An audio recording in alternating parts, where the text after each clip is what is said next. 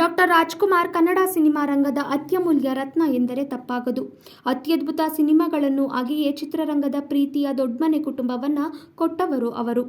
ಕರ್ನಾಟಕಕ್ಕೆ ಸಿಕ್ಕ ವರನಟ ಎಂದೇ ಪ್ರಖ್ಯಾತರಾಗಿದ್ದ ಅವರು ನಮ್ಮನ್ನು ಅಗಲಿ ಇಂದಿಗೆ 18 ವರ್ಷಗಳು ಕಳೆದಿವೆ. ನಟ ಸಾರ್ವಭೌಮ ಅವರ 18ನೇ ಪುಣ್ಯತಿಥಿ ಪ್ರಯುಕ್ತ ದೊಡ್ಮನೆ ಕುಟುಂಬದವರು ಕಂಠೀರವ ಸ್ಟುಡಿಯೋದಲ್ಲಿರುವ ರಾಜ್ಕುಮಾರ್ ಸಮಾಧಿಗೆ ಪೂಜೆ ಸಲ್ಲಿಸಿದ್ದಾರೆ.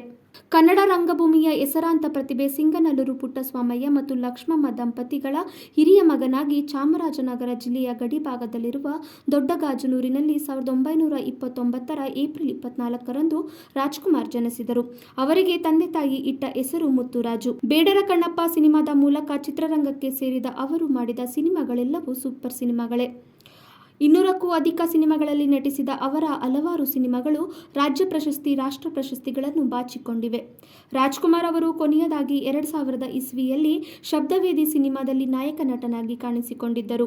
ಡಾಕ್ಟರ್ ರಾಜ್ಕುಮಾರ್ ಅವರು ಕನ್ನಡದ ಪ್ರಸಿದ್ಧ ಕಾದಂಬರಿಗಳನ್ನು ಆಧರಿಸಿ ಚಲನಚಿತ್ರವನ್ನು ನಿರ್ಮಿಸುತ್ತಿದ್ದರು. ತಮ್ಮ ಸಹೋದರ ಎನ್.ಪಿ. ವರದರಾಜು ಅವರೊಂದಿಗೆ ಸಮಾಲೋಚಿಸಿದ ನಂತರವೇ ಚಿತ್ರಗಳಿಗೆ ಸಹಿ ಹಾಕುತ್ತಿದ್ದರು. ರಾಜ್ಕುಮಾರ್ ಅವರು ಕೇವಲ ನಟನಾಗಿ ಮಾತ್ರವಲ್ಲ, ಗಾಯಕರಾಗಿಯೂ ಗುರುತಿಸಿಕೊಂಡಿದ್ದಾರೆ.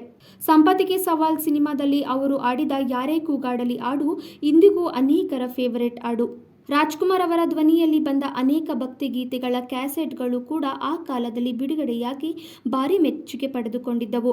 ಕನ್ನಡ ಚಿತ್ರರಂಗದ ಮಾಣಿಕ್ಯದಂತಿದ್ದ ರಾಜ್ ಅವರು 2006 ಏಪ್ರಿಲ್ 12ರಂದು ನಿಧನರಾದರು.